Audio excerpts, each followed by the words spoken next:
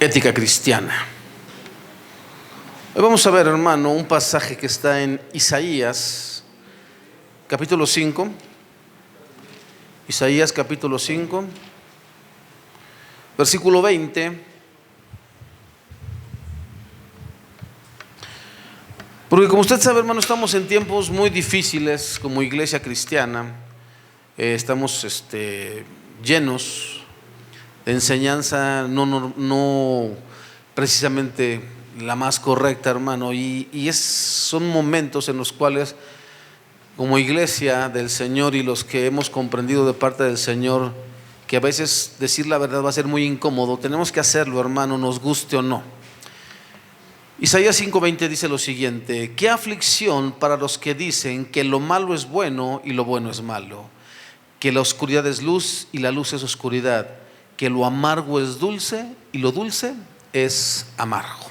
Incline su rostro, vamos a orar y vamos a pedirle dirección al Señor para que Él nos pueda guiar en esta enseñanza. Padre, te damos gracias, Señor. Hemos exaltado y alabado tu nombre, Señor, y ahora nos disponemos, oh Dios, a que, Señor, tu palabra nos hable, Señor. Tu palabra, Señor, nos redarguya, Señor, nos dé madurez espiritual, Señor, y nos haga, Señor, reflexionar acerca de la manera en que estamos viviendo para contigo, Señor. Te bendecimos en el nombre de Jesús y te damos gracias. Amén. Ya dijimos, hermano, la semana pasada que la iglesia, hoy en día en la iglesia hay una enseñanza que parece sugerir que si te encuentras en un conflicto moral, entonces escojas el pecado menor, ¿ok?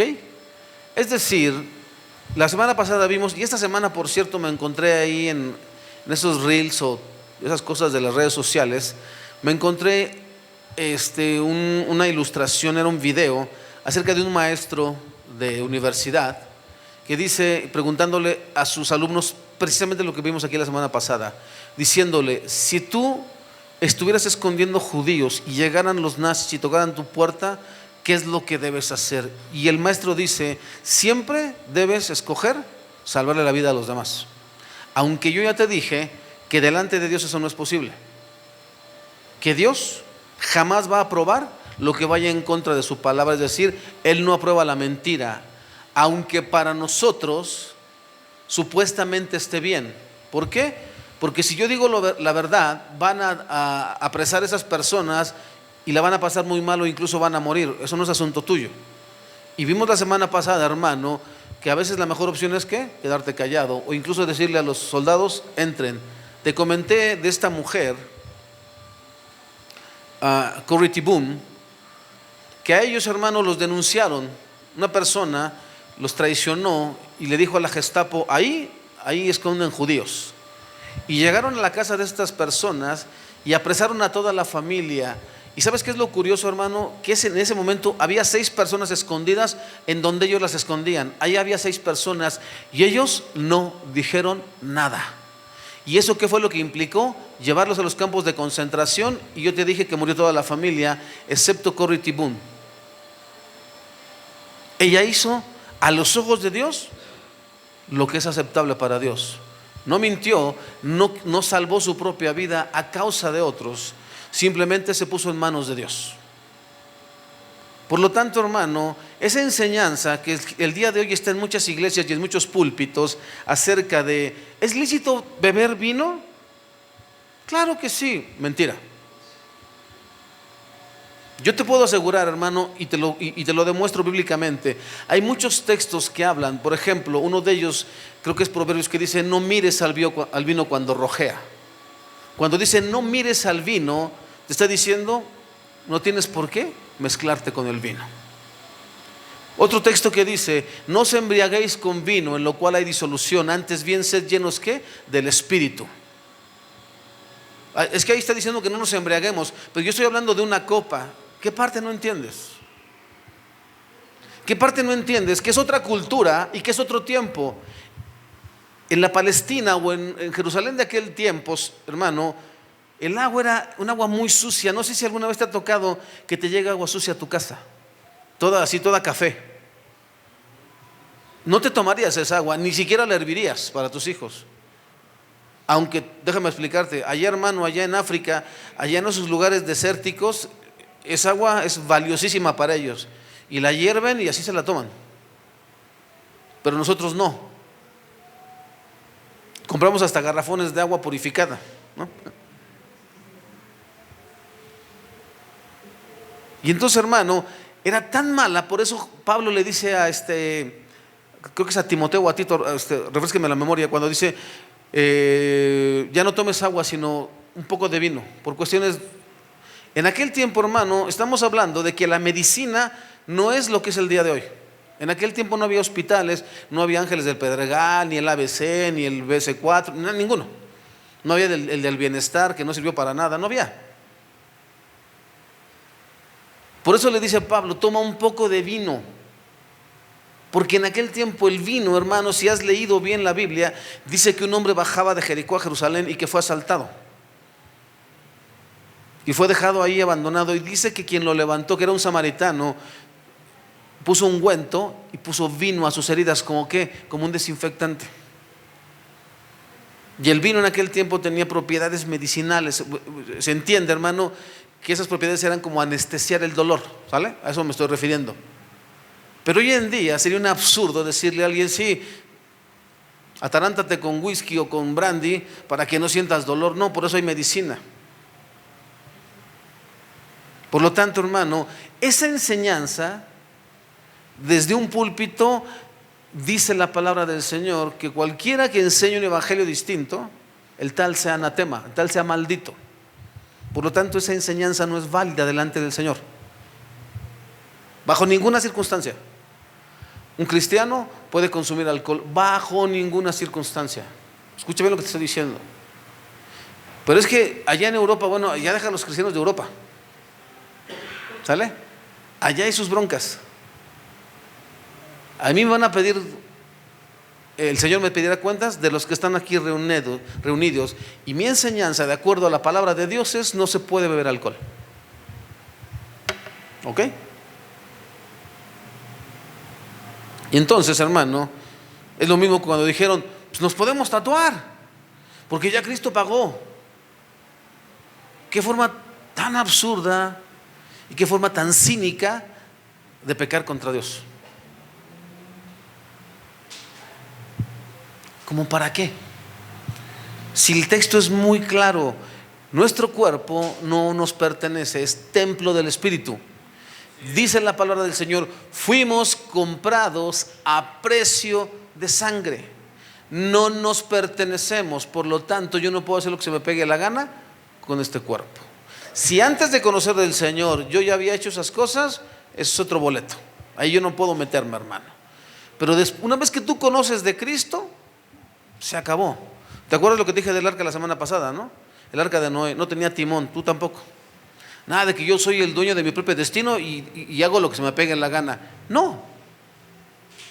Tú eres un arca cerrada para que no le entre el pecado, y navegas y Dios te cuida. Esa es tu función. Por donde Dios te lleve, por donde Dios te lleve, no donde tú quieras ir. Ahora, hoy vamos a ver los dos incisos restantes del capítulo 7, que son el inciso B y el inciso C. Ya dijimos, hermano, que el capítulo 7 se llama los cristianos nunca tendrán que elegir el pecado menor. Dijimos que había 3 preguntas para reflexionar. ¿Es correcto mentir para proteger una vida humana? Ya dijimos que no. ¿Acaso Dios quiere que obedezcamos todos los mandamientos de las Escrituras? Hoy vamos a responder que sí. Y número 3, ¿en algún momento nos enfrentaremos a un conflicto moral imposible? La respuesta es no, de acuerdo a lo que vamos a ver el día de hoy. ¿Ok? Bien, inciso B, los resultados negativos del punto de vista del conflicto moral imposible. La semana pasada vimos algunos textos bíblicos en donde pareciera sugerir que puedes desobedecer a Dios en algún momento, y tomamos como ejemplo tanto las parteras hebreas como la vida de Rahab, ¿te acuerdas? Pero dijimos que en el caso de las parteras nada sugiere en el texto que ellas mintieran, y en el caso de Rahab dijimos que era ¿qué? Una mujer que no temía a Dios y que no tenía una relación con Dios. Por lo tanto, ese no es un ejemplo para el cristiano. Nosotros ni somos prostitutos y aparte conocemos a Dios, tenemos una relación con Él.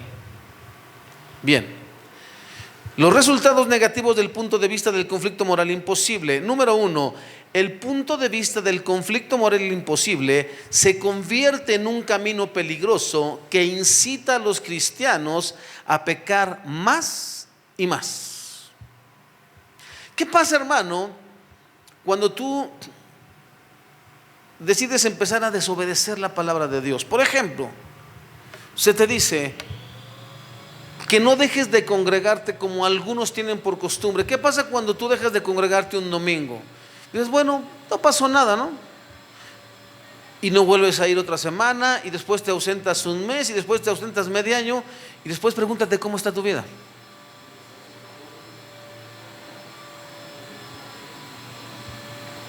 Porque qué tanto es tantito, ¿no?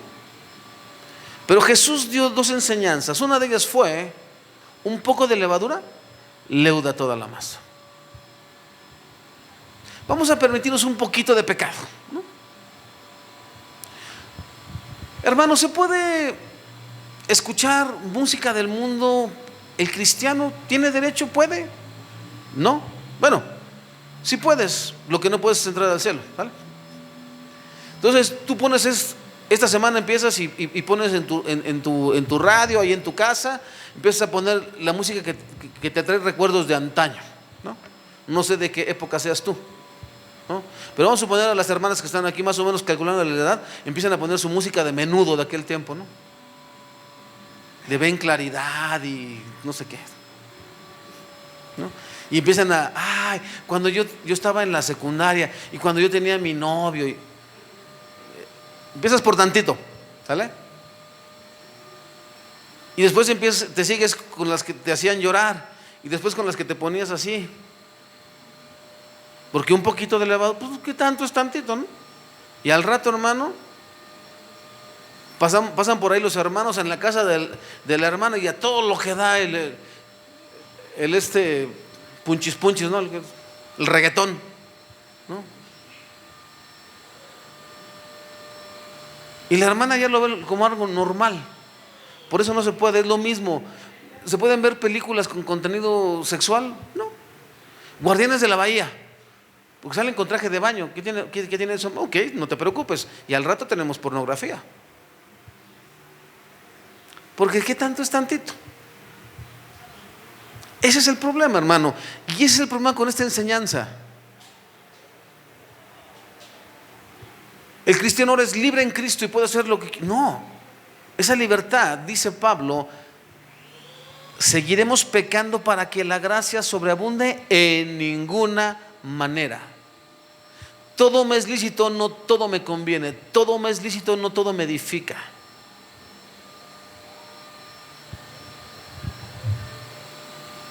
Ahora, este punto de vista lleva a los cristianos hacia el relativismo moral. ¿Qué es el relativismo, hermano? Es decir, no hay verdades absolutas. No es sí y no. Es esa clásica enseñanza que entre el negro y el blanco hay un montón de grises. Es el relativismo moral. Lo que para mí está bien, puede que para ti esté mal. Pero lo que para ti está mal, para mí puede que esté bien. Entonces vamos a suponer que la hermana Hasbel, como es maestra de primaria, ella dice: yo creo que hay que tener a los chicos en disciplina, pero como yo no comparto su manera de pensar, no, usted los va a traumar y la voy a demandar. Eso es el relativismo. Hoy en día, hermano, las personas prefieren poner sus intereses y sus sentimientos antes que la palabra de Dios. Corrige a tu hijo desde pequeño, para que cuando sea grande no te avergüence, no te dé dolores de cabeza. No, ¿cómo le voy a pegar? Porque si le digo algo se trauma, ¿no? Y al rato tienes un delincuente. ¿Te enteraste de lo que pasó una semana de un chico que fue a la secundaria y quería matar a la maestra? Porque no hay que decirle nada, hay que darle otra oportunidad para que la mate, ¿no? Si no, se puede traumar. Eso es lo que genera no aplicar Y estamos hablando de gente inconversa. Imagínate los cristianos. Los cristianos debemos poner ¿qué? Por obra la palabra de Dios. Aunque a las personas, incluidos ciertos pastores de muchos movimientos, les parezca una crueldad. Qué vergonzoso es, hermano, que tú como pastor tengas hijos que no sepan comportarse.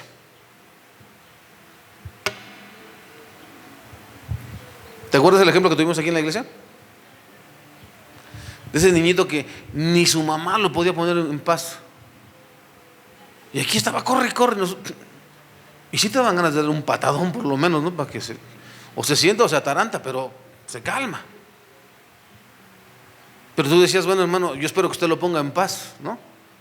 Pues no. ¿Por qué?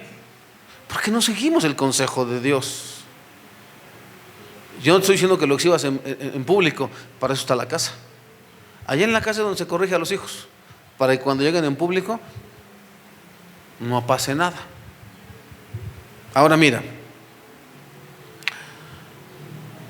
este punto de vista lleva a los cristianos hacia el relativismo moral, es decir, no hay absolutos morales, todo es según el cristal con que se mire. Esto significa que hay momentos en los que es moralmente necesario mentir, robar o incluso matar para salvar vidas.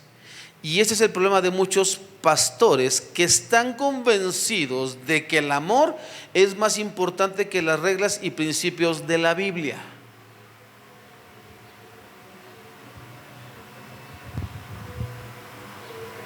Pasó un caso, hermano, no sé si te enteraste, pasó un caso aquí en el Estado de México de una joven que fue violada y ella logró matar a su violador, pero no solamente lo mató, sino también lo destazó. Y entonces una jueza la condenó a ciertos años de prisión por exceso de defensa propia, es decir, dijo, bueno, ya estaba muerto, ¿para qué lo destazaste? Y entonces el argumento de la chica fue este. Escucha bien, porque hasta los medios de comunicación se metieron en el asunto. Dijeron, es que yo estaba tan traumada que era la única forma de desquitar mi coraje. Y todo el mundo salió en defensa de la chica. No, ¿cómo es posible que la condenen? Una jueza que es una mujer debería entender, porque tú sabes el trauma. Entonces, hermano, el mensaje es el siguiente: de ahora en adelante, cualquier mujer que sea violada, que no debiera ser, pero cualquier mujer puede hacer lo mismo con su victimario. Y entonces, hermano, vamos a querer una tierra sin ley. ¿Usted qué hubiera hecho si hubiera sido alguien de su familia? Porque siempre es el punto. El punto es, ¿qué Dios dice? ¿Qué Dios dice? Tenemos la peor vejación, la peor violación y el peor sacrificio que se haya hecho jamás en la vida en la persona de Cristo Jesús, al cual destruyeron por completo, al cual lo dejaron hecho una piltrafa humana. Y tú jamás ves a Cristo decir que vengan ángeles y destruyan esta humanidad. No hizo eso. Esa es tu enseñanza y la mía para, como cristianos, lo que debemos hacer. Si estás de acuerdo o no, hermano, no es asunto mío. Lo tienes que discutir con Dios, no conmigo.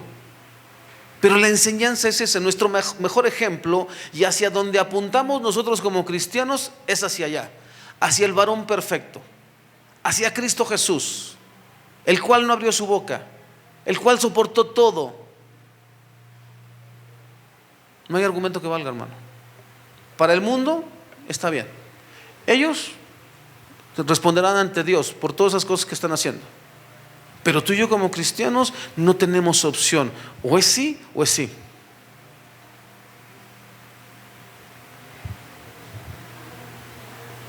Fíjate bien. Ahora, lo que nosotros llamamos amor no tiene nada que ver con el amor de Dios.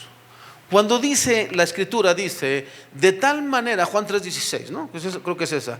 De tal manera amó Dios al mundo que ha dado a su Hijo unigénito, para que todo aquel que en Él crea no se pierda, mas tenga vida eterna. De tal manera amó Dios. Antes de que tú y yo naciésemos, Cristo ya había sido crucificado. Por lo tanto, eso demuestra que nos amó. Pero hay una condición para ser partícipes de ese amor: que creamos en Él. No es un amor que va a aceptar a todos. No, será aceptado y será admitido todo aquel que en Él crea para salvación, como Señor y como Salvador. Esa es la manera correcta de creer en Cristo. Y así es como se alcanza el amor de Dios. Pero ese amor no solapa, porque ese es el mismo amor que sacrificó a su Hijo. No sé si me estoy explicando, hermano. ¿Yo sacrificaría a uno de mis hijos? No creo tener esa capacidad o esa clase de amor. Es un amor que no logramos comprender. Un amor que, pudiendo condenarnos libremente y mandarnos al infierno sin darnos oportunidad, decide ¿qué? Perdonarnos. Decide extender su gracia, su misericordia y ponernos en paz con Él, porque tú y yo ni siquiera queríamos nada con Dios. Fue Él el que nos atrajo. Pero ese amor, hermano, nos atrajo no para que siguiéramos viviendo como se nos pegara la gana. Nos atrajo ¿para qué? Para que le demos gloria con nuestra manera de vivir. Ese amor nos llama y nos transforma para que se entienda que hay un Dios que transforma las vidas, que tomó de lo vil y lo menospreciado para avergonzar aquello que cree ser algo. Y dice, mira, yo tomo incluso un vagabundo, yo tomo incluso a una persona desechada y la pongo en eminencia. Y no solamente eso, le doy capacidad. No sé cuántos de aquí han leído la historia de Mefiboset, el hijo de Jonatán, el cual quedó lisiado de los pies. No sé cuántos lo hayan leído. Dice que cuando matan a Saúl y a Jonatán, dice que llegó la noticia al palacio y la nodriza toma al niño y sale corriendo y tropieza y el niño queda lisiado o tullido de los pies. No sé si le rompieron los tobillos, no sé qué pasó. El asunto es que ese joven o ese niño ya no pudo caminar. Y si tú lees el relato bíblico, dice que se lo encuentran en un lugar llamado Lodebar, que traducido es lugar de silencio. Allá fue a dar. Había un hombre piadoso que le dio sustento y que sostenía la vida de este joven, porque ya era un joven. Y cuando David se acuerda, dice, ¿habrá quedado alguien de la casa de Saúl, de la casa de Jonatán, por quien yo haga misericordia? Y dice que había un hombre llamado Siba, que era sirviente. Sí, hay uno. Se llama Mefiboset y está en Lodebar. Y David dice, tráiganlo de ahí. Esa enseñanza es preciosísima, hermano, porque habla de que todos nosotros, hermano, estamos tullidos de algún lado.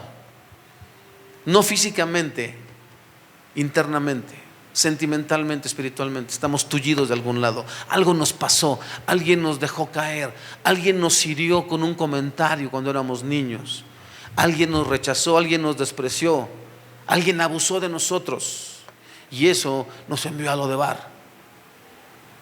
Y de allí mandó Dios por nosotros y nos sienta a la mesa del rey, porque es lo que hace David. Y le dice a Siba, tú vas a trabajar las tierras y harás esto y esto y esto y esto para que nunca falte alimento en la casa de tu Señor, pero él comerá a mi mesa.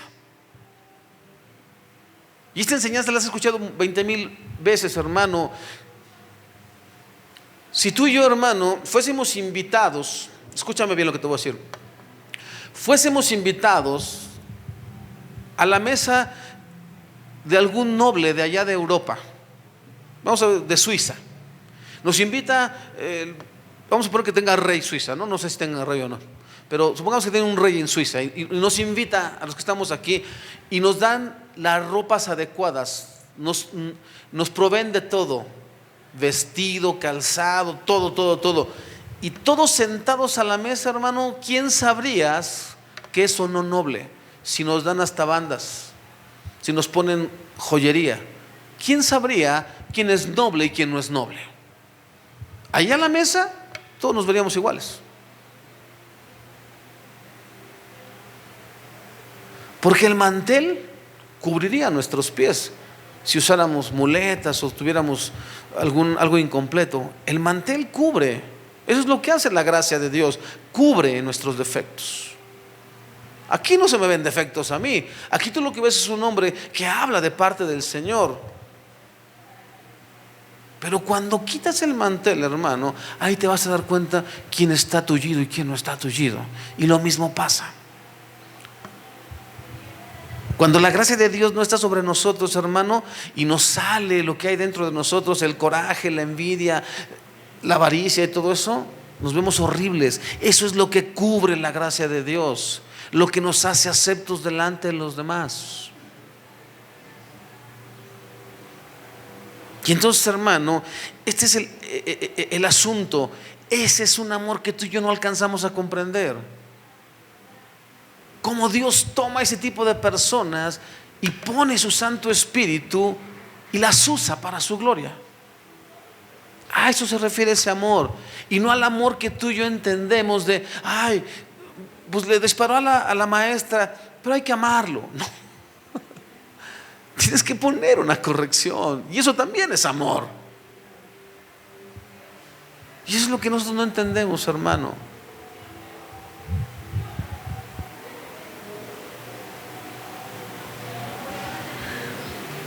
Ahora, es tanto como decir que si yo tengo un compañero de trabajo que necesita dicho trabajo, pero es un irresponsable, entonces debo mentir porque la misericordia es una ley moral superior a la verdad. Imagínate. Este tipo de pensamiento da como resultado cristianos inmaduros, o lo que es lo mismo, cristianos tibios, que ni están dentro ni están fuera, que siempre andan dudando en su corazón: o le hago caso a Dios o es que el mundo está bien padre. A mí me encanta lo que el mundo me ofrece, pero no quiero estar lejos de Dios. No se puede. Tú y yo lo sabemos que no se puede, porque Dios dice en su palabra: o eres frío o eres caliente. Los tibios los vomito. Cristianos tibios con una estructura moral débil y convicciones morales blandas. Una jovencita que se encuentra en un dilema de decir: o cedo ante el novio para que no me deje, o me respeto y honro a Dios y a mis padres. Un jovencito que en lugar de dignificar a una jovencita, da rienda suelta a sus instintos. Y así, padres bien conchudos, que es que no puedo con los problemas, mejor abandono la familia y me largo, en lugar de quedarte ahí como hombre y pedirle a Dios dirección. Mujeres que en lugar de honrar a Dios deciden ¿qué? Emprender una nueva oportunidad, quién sabe con quién y en dónde. Eso es lo que produce, hermano, ese tipo de enseñanza. El conflicto, escoge el pecado menor. Eso es lo que produce, hermano. Número 2, la perspectiva más sencilla de la Biblia es obedecer los mandatos de Dios. Cuando no sepas qué hacer, obedece a Dios. ¿Qué dice Dios? El simple principio moral de obedecer lo que Dios nos ordena en las Escrituras es mucho mejor que el punto de vista del conflicto moral imposible. Nuestra tarea, como se expresa en las Escrituras una y otra vez, es obedecer la sabiduría infinita y autoridad absoluta de Dios como se encuentra en su palabra. Escucha lo que dice Deuteronomio, capítulo 5, versículo 10. Pero mostraré fiel amor por 1000 generaciones a los que me aman y obedecen mis mandamientos. ¿Qué quieres? ¿Bendición o maldición? Bendición, obedece a Dios. Y ya, quítate de problemas. Deuteronomio 5:29. Oh, si siempre tuvieran un corazón así, si estuvieran dispuestos a temerme y a obedecer todos mis mandatos, entonces siempre les iría bien a ellos y a sus descendientes. Qué padre sería, hermano, que nuestras familias siempre estuvieran en bendición por causa de ti y de mí, por causa de que nosotros siempre somos fieles al Señor.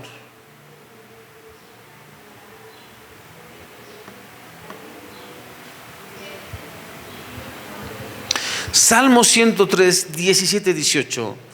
Pero el fiel amor del Señor a quienes lo respetan siempre ha existido y seguirá existiendo. Su justicia es de generación en generación con la gente que sigue sus enseñanzas y que no se olvida de obedecer sus mandamientos.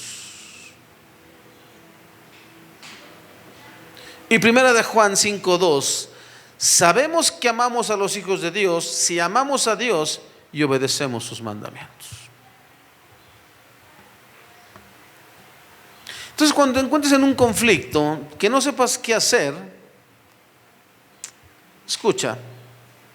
Un hombre llamado Jesús, 40 días, 40 noches en el desierto, sin comer, sin beber, y llega Satanás y le dice: si eres hijo de Dios, di esas piedras que se conviertan en pan. Y entonces Jesús se pone a pensar: bueno, lo que dice el diablo no está tan mal, yo tengo hambre, ¿no? 40 días, 40 noches. Además, sí es cierto, soy el hijo de Dios, tengo poder. No, él no se mete en ese problema como nosotros. Él toma la escritura y dice: escrito está, no solo de pan vivirá el hombre, sino de toda palabra que sale de la boca de Dios. Conflicto resuelto.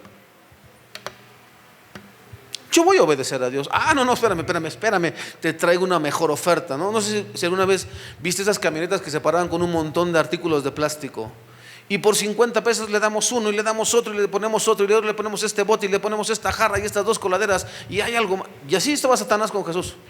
O sea, no es que no te echo las mejores ofertas. Todos estos reinos me han sido dados. Yo los doy a quien yo quiero, y a ti te los daré si postrado me adorares. Y Jesús dice: hoy está tentativo, como nosotros, ¿va? Está bien tentativo, porque y nos podemos hacer cuentas: si le hago así, de esta manera, engaño a Dios. Y Jesús dice: escrito está, solo al Señor tu Dios adorarás y solo a Él servirás. Y yo ya te expliqué que implícitamente dice: yo sé quién es Él, yo sé que Él es mi Padre, yo sé que Él puede defenderme y no necesito que me demuestre nada. Si está escrito que el único digno de ser adorado y ante quien debemos humillarnos es ante el Padre. Sin conflictos, sin negociar. Pero el otro sigue, ¿no? Echándole más plástico. Y también este escurridor, y también estas cucharas para los frijoles, y todo, y maquinita para las tortillas, órale, todo por 50 pesos. Y Satanás, arrójate porque escrito está, lo lleva al pináculo. Arrójate porque escrito está. Es con la Biblia, perfecto, yo también me la sé. Ahí dice que te arrojarás y que Él enviará a sus ángeles para que tu pie no tropiece en piedra. Y es cuando el Señor le dice: apártate de mí porque escrito está. Solamente a Él. Solamente a Él. Al único que hay que temerle es a Dios.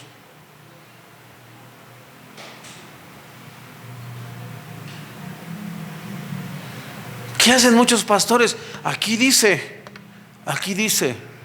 el Señor es mi pastor y nada me faltará. En lugares de clama a mí, yo te responderé y te haré saber cosas grandes y ocultas que tú no conoces, cosas que no han subido en corazón de hombre ni han venido al conocimiento humano. No, este pastor sí sabe, él sí predica amor, él sí predica prosperidad. El otro nada más nos condena, pero este sí. No, yo no estoy condenando, hermano. Yo te estoy diciendo, lee el texto completo. Porque así como el Salmo 33 dice, Jehová es mi pastor, el Salmo 1 dice, bienaventurado el varón que no anduvo en consejo de malos, ni en sillas de escarnecedores se ha sentado, sino que en la ley de Jehová está su delicia, y en ella medita de día y de noche. También es palabra de Dios. Y también palabra de Dios dice, ni los afeminados, ni los ladrones, ni los mentirosos, ni los chismosos, ni los de la América tampoco van a ir.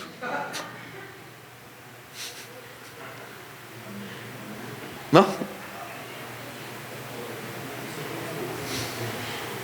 Esto también es palabra de Dios y mucha gente se ofende.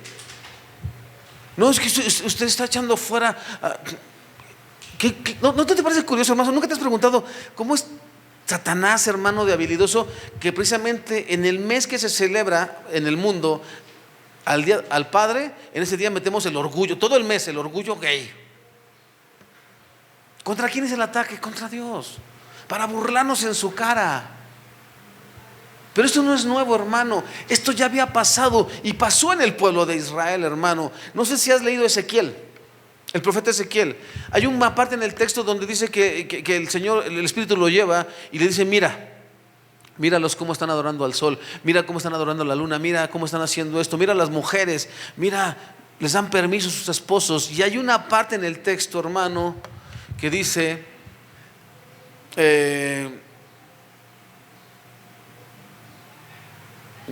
me pasaron el ramo, dice, pasaron el ramo por las narices.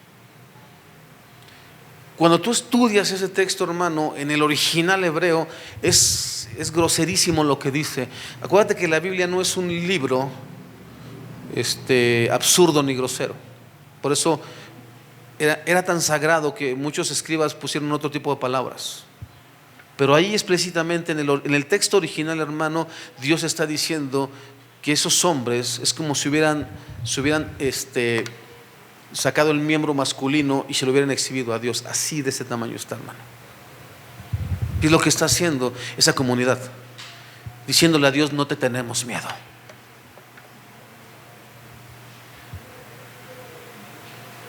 Y nosotros, muchos púlpitos diciéndonos, los debes abrazar. No te equivoques.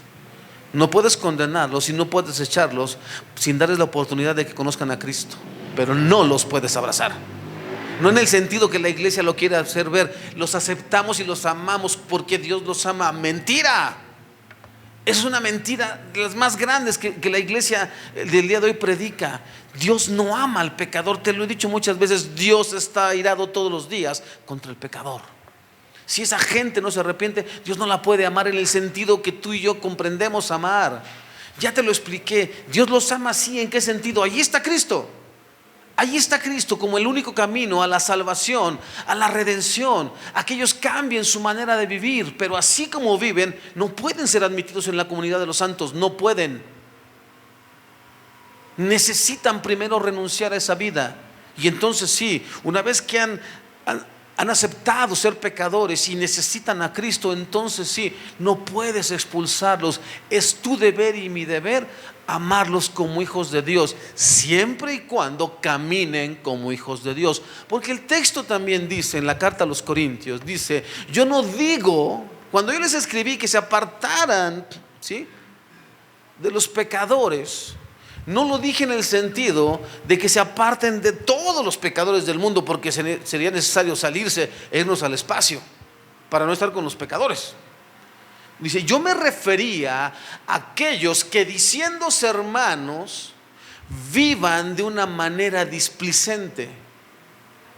Es decir, tenemos en la iglesia una persona que dice que es cristiano, pero cada 8 días lo vemos con diferente mujer y metido en la cantina. Dice Dios, con el tal ni te juntes. De acuerdo a lo que dice Pablo en su palabra. Tenemos un hermano que dice que es cristiano, pero lo vemos atracando en las combis, hasta lo han filmado, ¿no? Dios está diciendo, con ese no es hermano, con el tal ni te juntes, no comas con él, porque no vive conforme a la enseñanza de la palabra de Dios. Eso es lo que está diciendo Pablo.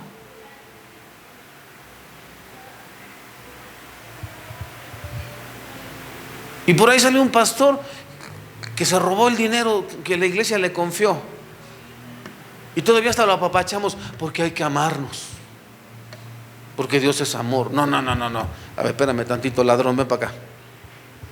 No, o sea, primero devuelves lo que te robaste y te restauramos todo lo que quieras. Y mientras estás en restauración no puedes predicar, no puedes, no es válido, no es así.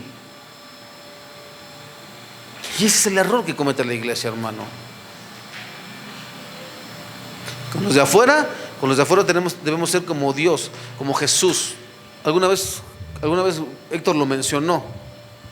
Jesús con la gente de fuera, con aquellos que tenían necesidad, porque Él dijo: yo no vine a salvar justos sino a pecadores. Yo no vine por los sanos, vine por los enfermos.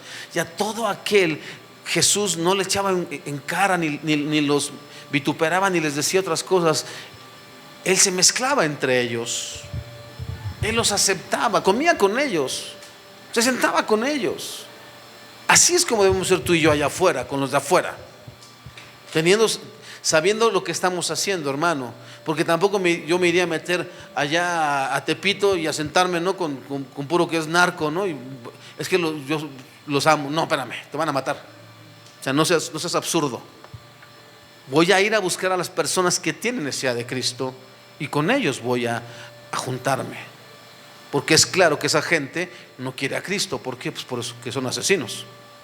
Sería absurdo.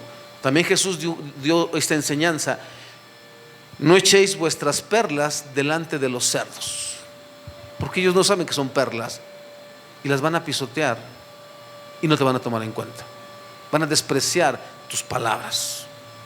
Sabiduría, hermanos, sabiduría. Ahora, vamos al punto 6, terminamos. Un punto de vista mejor.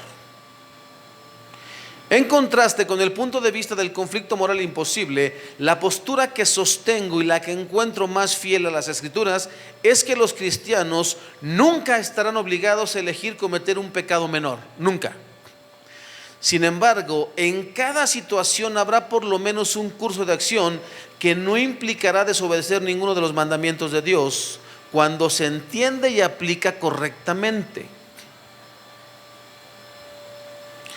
A esta postura la llamaremos el punto de vista de los mandamientos bíblicos no contradictorios. Dios nos exige obedecer los mandamientos morales de toda la Biblia que apliquen de manera correcta a nuestras situaciones. Él nos responsabiliza de no solo obedecer una corta lista de absolutos morales, sino de toda su palabra. Escucha lo que dice la Escritura, hermano. Segunda carta a Timoteo 3:16. Toda la Escritura es inspirada por Dios. No hay nada en la Biblia que se pueda desechar, porque toda es palabra de Dios. No hay nada que sea insignificante. Jesús dijo: cielo y tierra pasarán, pero mi palabra no pasará. Ni una jota, ni una tilde, ni un puntito dejará de cumplirse. ¿Y por qué tú y yo creemos que podemos mochar la palabra del Señor? Esto no me gusta. No me gustan los profetas porque siempre que los leo me deprimo. No me gustan los salmos, están muy largos. No me gusta Levítico. No, si no es para que te guste, es porque está ahí y se debe obedecer. Ahora, toda la Escritura es inspirada por Dios y es útil para enseñarnos lo que es verdad y para hacernos ver lo que está mal en nuestra vida. Nos corrige cuando estamos equivocados y nos enseña a hacer lo correcto. Número 1 del punto C: la vida de Cristo demuestra que nunca estaremos obligados a desobedecer alguno de los mandamientos de Dios. Tú y yo nos llamamos cristianos a causa de nuestro Señor, que se llama Jesucristo, con quien debemos identificarnos y a quien debemos parecernos es a Cristo y a nadie más. ¿Sale? A nadie más, a Cristo. Y si Cristo actuó de esa manera, así debemos actuar nosotros. Alguna vez creo que mi esposa compartió, hay un libro que se llama y en tu lugar, ¿qué haría Cristo?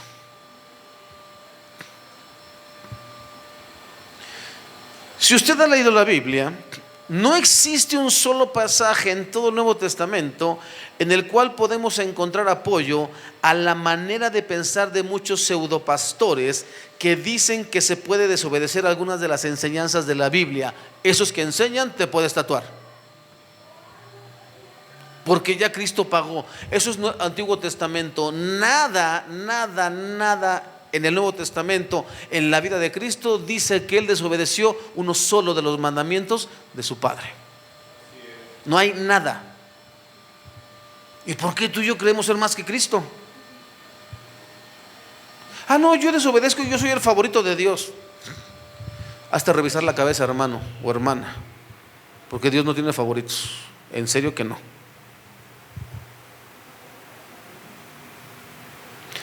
La Escritura dice en Hebreos 4:15: nuestro sumo sacerdote comprende nuestras debilidades, porque enfrentó todas y cada una de las pruebas que enfrentamos nosotros. Sin embargo, Él nunca pecó. Él también estuvo en un conflicto. Cuando va llegando y le dicen los de los impuestos, le preguntan a Pedro: ¿qué, tu maestro no paga impuestos? Es el ejemplo que da. Y Jesús dice: Pedro, ¿quiénes son los que deben de pagar impuestos? ¿Los extraños o los de casa? No, pues los extraños, los de casa están exentos. Pero para que no se ofenda, Pedro, mira, ahí está el río, ve, al primer pez que saques va a traer en la boca del pez un estatero, una moneda. Paga tus impuestos y los míos y ya estamos en mano. Se la pudo haber saltado el Señor. Soy el Hijo de Dios, aquí nomás mis chicharrones truenan. Pero no hizo eso. Dio ejemplo de ¿qué? De sujeción. Dio ejemplo, hermano. ¿Y nosotros qué? ¿Que no me estacionen en un lugar para inválidos? ¿Por qué no? Todos lo hacen. Y ahí nos metemos con el pececito atrás, cristiano. Y también nos reclaman: ¿qué? ¿No le gusta? Fórmele.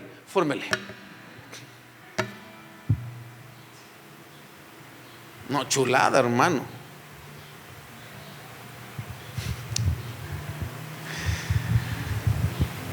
Cuando nosotros vemos, porque nunca va a faltar quien diga, ¿no? Él rompía el día de reposo. Te explico. Cuando nosotros vemos que Jesús sanaba en día de reposo, esto no significa que Jesús desobedeció la palabra de Dios. 6 días trabajarás y harás toda tu obra, mas el séptimo día dedicados a Jehová. En ese día no harás ninguna clase de trabajo. Y eso no se refería, hermano. Él decía que nada te quite la tranquilidad, pero estamos hablando de necesidades humanas, gente enferma, esa mujer que estaba seca, ese hombre que tenía la mano seca, esa mujer que estaba así toda doblada y varias otras cuestiones. El Señor dijo: esto se agrada a Dios. Yo no estoy quebrantando el día. Lo que estoy quebrantando es todas las adiciones a la ley que le hicieron los maestros de la ley, los judíos. No puedes caminar 1000 metros, no puedes caminar tanto, no puedes hacer esto, no puedes frotar espigas, ¿te acuerdas? La ley no decía eso. Lo que Jesús transgredió no fue la ley de Dios, fue la ley humana que estaba mal. Porque incluso los confronta y les dice: ustedes son hipócritas, porque si una oveja de ustedes se cayera a un pozo, irían y la sacarían, no la dejarían morirse.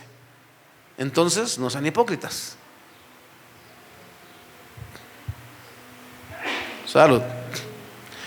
Necesitamos entender que Jesús nunca cometió pecado. Juan 8:29 dice: y el que me envió está conmigo, no me ha abandonado, pues siempre hago lo que a Él le agrada. Mi doctrina no es mía, decía el Señor, es del Padre. Las obras que yo hago, el Padre me las dio. Él me dijo, haz esto, esto y esto y esto y esto. Sana a ese leproso, a esa mujer de flujo de sangre, ve con las... Todo se lo indicaba el Señor. Y él decía, yo siempre obedezco a mi Padre. Y por eso le agrado. ¿Qué dijo esa voz cuando él sale del bautismo? Este es mi hijo amado, en quien yo tengo complacencia. Escúchenlo a Él, porque yo a Él lo amo. De esa manera, porque sé quién es, conozco su corazón. Ahora,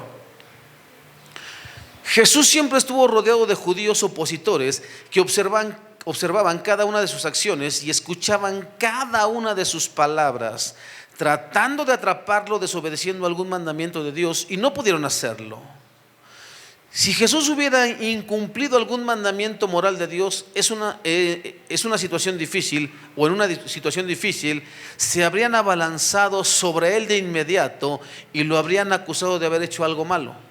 Sin embargo, no encontraron nada que la vida de Jesús que infringiera alguno de los mandamientos de Dios.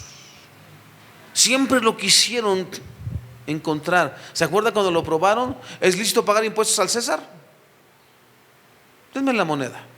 ¿De quién es la inscripción y el rostro aquí? De César. Dale a César lo que es de César, a Dios lo que es de Dios. Otra ocasión que llegaron a decirle que es esta mujer atrapada en el acto mismo de adulterio, la ley manda que le apedremos. ¿Tú qué dices? Estamos esperando una respuesta, Mesías. Y el Señor se levanta y dice, bueno, el que esté libre de pecado, adelante. Dice que sus conciencias los empezaron a acusar, empezando desde los más viejos a los que solamente se dejan llevar, ¿no? Porque siempre, la mayoría de los jóvenes se dejan llevar por lo que hacen los viejos. ¿Dónde están, mujer, tus acusadores? Ni yo te condeno, vete y no peques más. Ese era Jesús, hermano, no rompió nada. Jesús dijo en Juan 10:35, porque decían, no te apedreamos por blasfemia, sino porque tú, siendo humano, te haces llamar hijo de Dios. Y él dice, si llamó dioses a aquellos a quienes vino la palabra de Dios, y la escritura no puede ser quebrantada. Escucha, hermano, la escritura no puede ser quebrantada. Es mentira que nosotros podemos tomar la palabra y acomodarla a nuestro gusto. No puede ser quebrantada. Así como está, así es. No solamente le tomo lo que me agrada y lo demás fuchi fuchi, ¿no? No. Dios le dice a uno de sus profetas, cómete este rollo. No sé si fue Isaías o Jeremías, uno de ellos dos. Y dice, y fue dulce a mi paladar cuando entró, pero cuando pasó al estómago, dice, fue amargo, amarguísimo. ¿A cuánto nos gusta que Dios nos confronte? Claro que a nadie. ¿A cuántos Dios nos gusta que nos dijera como esas iglesias? Tú dices que estás avivado para mí, tú dices que todo lo que haces es para mí, pero yo ni siquiera estoy ahí dentro del culto. Todo lo que haces es una obra humana. O diciéndonos, tengo contra ti que has dejado tu primer amor. ¿A quién le gusta que le digan eso? A nadie. Quisieran que nos dijéramos como esas dos iglesias que el Señor le dijo, no tengo nada que reprocharte, pero te advierto, vienen contra ti. ¿A quién le gusta? ¿No? Y algunos los van a meter a la cárcel, pero yo los voy a sostener. Y eso también es palabra del Señor, ¿no? En el mundo tendréis aflicción. ¿A quién le gustan las aflicciones? Por supuesto que no nos gustan, pero es palabra de Dios. Porque también nos encanta cuando dice, y aquí yo estoy con vosotros todos los días hasta el fin del mundo. Todos queremos que Dios esté conmigo todos los días, pero que no me pase por el horno de fuego, ¿no? Dice, hermano, así que no existe nada como que si quebrantas un mandamiento menor por uno mayor, entonces Dios te exenta de pecado, porque eso es lo que dicen algunos predicadores. No, no, no, no. Si mentiste para salvar la vida de estas personas, Dios ni lo toma en cuenta. No, Dios toma en cuenta todo. ¿Por qué dice la palabra del Señor que un día daremos cuenta a Dios hasta de toda palabra ociosa? ¿Por qué dice eso? Un día vamos a estar delante de Él. Oye, ¿se acuerdan cuando se la pasaron contando puros chistes? En vez de estar salvando almas.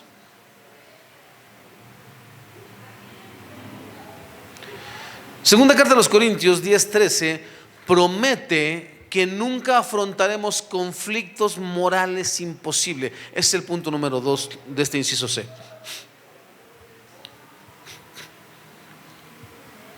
Al escribir a los cristianos de Corinto que se enfrentaban a la presión de su cultura no cristiana a participar en aspectos de culto a ídolos, Pablo les aseguró que los creyentes nunca afrontarían una situación en que las circunstancias les obliguen a hacer algo contrario a una de las normas morales de Dios. Escucha lo que dice Primera a los Corintios 10:13. Primera a los Corintios 10:13. Las tentaciones que enfrentan en su vida no son distintas de las que otros atraviesan, y Dios es fiel.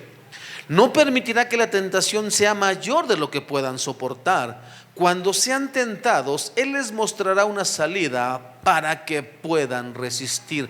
Por tanto, no hay argumento. Es que Dios me puso en una forma tan difícil que no sabía qué hacer. Por tanto, hice lo que menos daño hacía.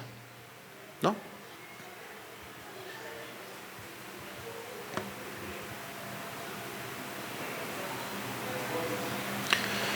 El enfoque adecuado en tales situaciones difíciles no es ceder a la tentación e incumplir una de las leyes morales de Dios, sino pedir la sabiduría de Dios.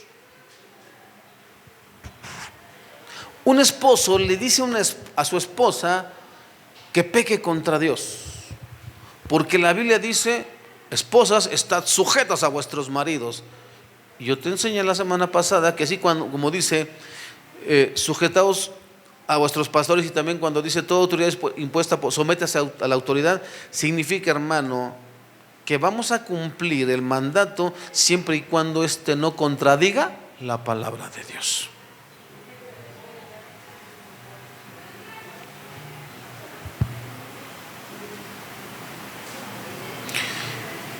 Debemos, dice, pedirle sabiduría a Dios. Santiago 1:2-5 dice: amados hermanos, cuando tengan que enfrentar cualquier tipo de problemas, considérenlo como un tiempo para alegrarse mucho, porque ustedes saben que siempre que se pone a prueba la fe, la constancia tiene una oportunidad para desarrollarse. Así que dejen que crezcan, pues una vez que su constancia se haya desarrollado, serán perfectos y completos y no les faltará nada. Está diciendo: dejen que vengan las circunstancias, porque esto los ejercita en la práctica de su fe, para que su fe sea robustecida, sea madurada, para que ustedes pongan por obra la palabra que Dios les ha implantado en su corazón y sean cristianos maduros. Y entonces dice: si necesitan sabiduría, pídansela a nuestro generoso Dios y Él se las dará y no los reprenderá por pedirla. En ese texto lo que está diciendo: si no entiendes por qué está pasando lo que está pasando, pregúntale a Dios. Pregúntale a Dios: Señor, ¿por qué me vienen estas situaciones a mi vida? Si yo quiero seguirte, yo quiero servirte. Y Dios te va a decir: lo que pasa es que necesitas madurar tu fe, porque tú con cualquier viento te caes. Te acercan al fuego y te derrites, ¿no? Sopla cualquier viento de ventisca, Señor, me hundo. ¿Se acuerda de los discípulos? Van en la barca y el Señor durmiendo. ¿No tienes temor que nos morimos? ¿Y qué dijo el Señor? Nilo, aquíétense. Se aquietaron.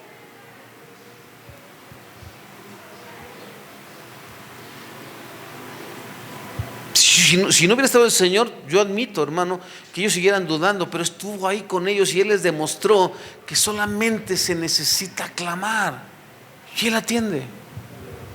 No entiendo por qué me está pasando esto, Señor. No me gusta esto que me está pasando. Esta semana, hermano, fue una lindura esta semana, hermano. Por ahí del miércoles que se muere el coche, así, nomás de repente, así, dejó de funcionar. Y ya sabes, ¿no? ¿Qué le pasó? Y yo, como sé un montón de mecánica, pues abrí el Salmo 119 y dije, a ver qué es. A ver si aquí en la Biblia viene la falla del coche, ¿no? Pues le tuve que hablar al mecánico. Y ya sabes que los mecánicos están pero prestos, ¿no? Mañana voy. Y que se lo lleva.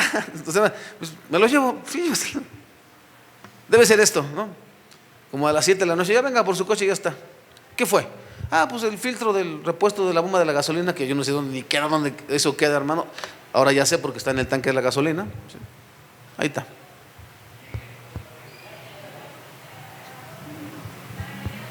Pero eso, en una ciudad como esta, hermano, y cuando tienes trabajo que hacer, te complica un montón las cosas, pero un montón.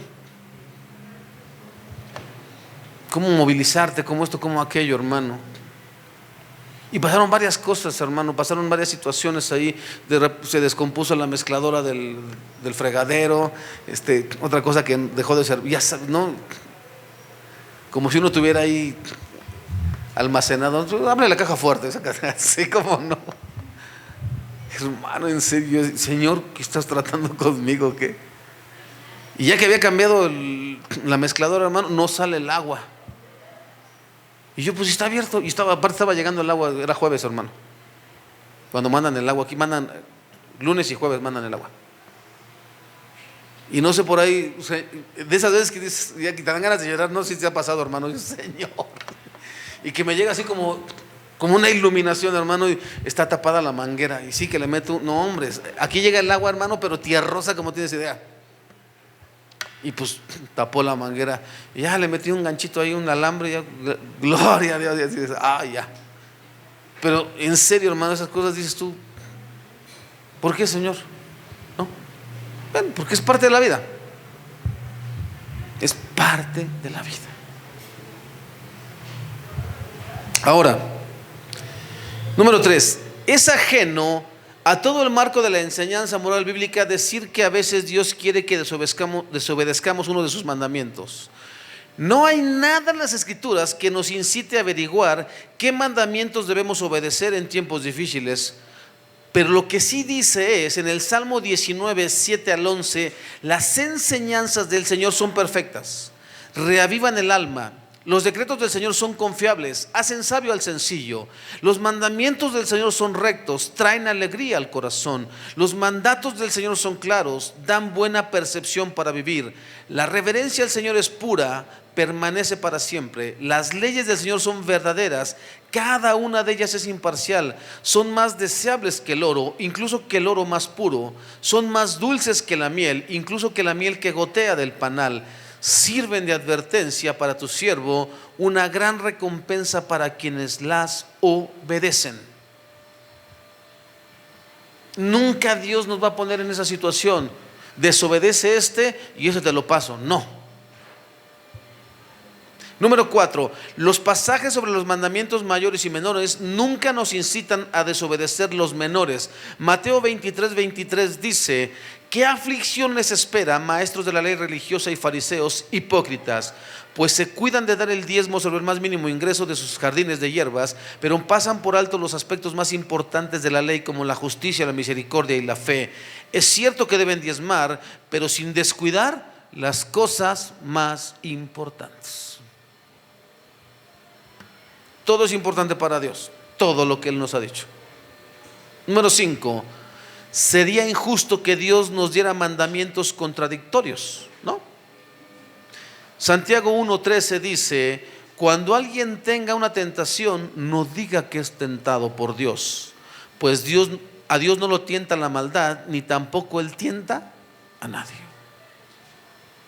Es que mira cómo Dios juega con mis emociones. Primero me dice que le busque y luego no me contesta, y como no me contesta, entonces yo voy a ir al tarot, porque eso es lo que Dios me está obligando. Estoy clame y clame. No dice su palabra que al que llama se le abre, y al que busca encuentra, y al que pide se le da. Y yo he estado pidiendo y he estado clamando y he estado buscando, y Dios nada, parece que no existo para Él. Te dio tu oportunidad, Dios, y como no respondiste, yo me voy. Serénate, moreno. Estad quietos y conocer que yo soy Dios. ¿No te basta ese versículo, hermano? Léete todo el libro de Job. Ahí está Job. ¿Y dónde está Dios? Y que me explique a Dios. Y yo no he pecado contra Dios. Y yo me mantengo que no he pecado contra Dios. Y se avienta toda una verborrea contra sus amigos y contra todo el mundo. Y Dios nunca le contesta nada. Pero sí lo bendice. Pero sí le dice, a ver, momento. ¿Eres tú tan bueno como yo? ¿Eres tan fuerte como yo? Perfecto, vamos a darle. A ver, ¿dónde estabas esto y esto? Y ya entendí, ¿no? Así que no te agites, hermano, que se te sale el gas, ¿sale? Cálmate cuando estés ante una situación difícil. Tranquilízate. Si Dios no contesta es porque Él sabe lo que hace y no te va a dar respuestas y no las que tú quieres. 6. La sabiduría y providencia de Dios. Ese es un camino mejor. Primera carta de Pedro, capítulo 2, o primera de Pedro 2. Pues Dios se complace cuando ustedes, siendo conscientes de su voluntad. Me faltó el versículo, hermano, más tarde se lo digo. Primera de Pedro 2. Pues Dios se complace cuando ustedes, siendo conscientes de su voluntad, sufren con paciencia cuando reciben un trato injusto.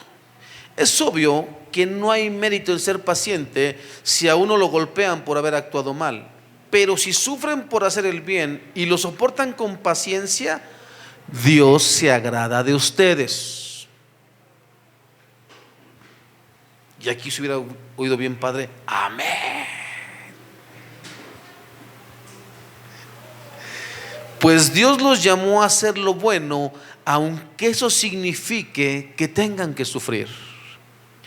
Tal como Cristo sufrió por ustedes. Él es su ejemplo y deben seguir sus pasos. Él nunca pecó y jamás engañó a nadie. No respondía cuando lo insultaban, ni amenazaba con vengarse cuando sufría. ¿Cómo nos parecemos a Dios, verdad, hermano? Algo me hace mi cónyuge, algo me hacen mis hijos, algo me hace el vecino, y yo guardo mis labios, ¿verdad? Pero aquí dentro del corazón ya lo maté como 15 veces, ¿no?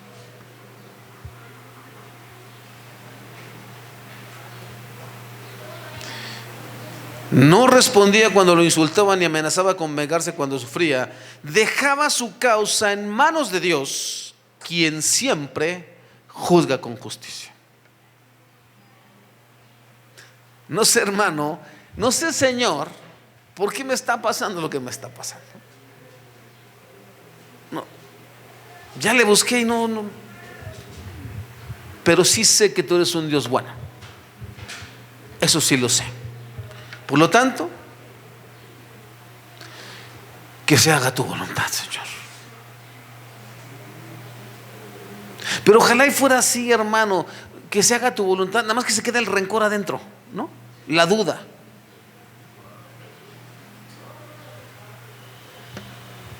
Vamos a la iglesia porque tengo que ir a la iglesia, pero estaba mejor cuando era cristiano. Acá todo dentro, ¿no? Ay, ya van a empezar con sus oraciones. Otra vez la misma alabanza. Ay. Cálmate, hermano. Cálmate, ¿no? Pues no, que por eso compraron un equipo nuevo para que se oyera mejor, se oye re feo. Pues. Tranquilícese, hermano. Ponga su causa en manos de Dios y deje que Dios la resuelva. Y como se resuelva, esa es la voluntad de Dios. ¿Sale? Si las cosas no cambian según usted, pregunta, ¿cómo era usted antes de conocer a Dios? ¿Ya cambió? Si lo puede hacer en usted, lo puede hacer en los demás. Así que espere. Sí, porque siempre vemos a los demás como peores, ¿no? No, yo soy un dulce comparado con ese o con esa. Yo nomás tenía una bolladura, pero le hace falta toda una hojalatería. No. Si pudo con usted el Señor, puede también con el otro. más que usted espere. Chicos de la alabanza, vénganse. Conclusión: con base en todo lo anteriormente expuesto, llegamos a la conclusión de que los cristianos nunca afrontarán una situación de conflicto moral imposible, una situación en la que todas nuestras elecciones son pecaminosas. Jamás te pongas a pensar que tendrás que pecar contra Dios ante cualquier situación, por difícil que ésta sea. Jamás. Siempre Dios tiene una salida a toda situación difícil. Amén.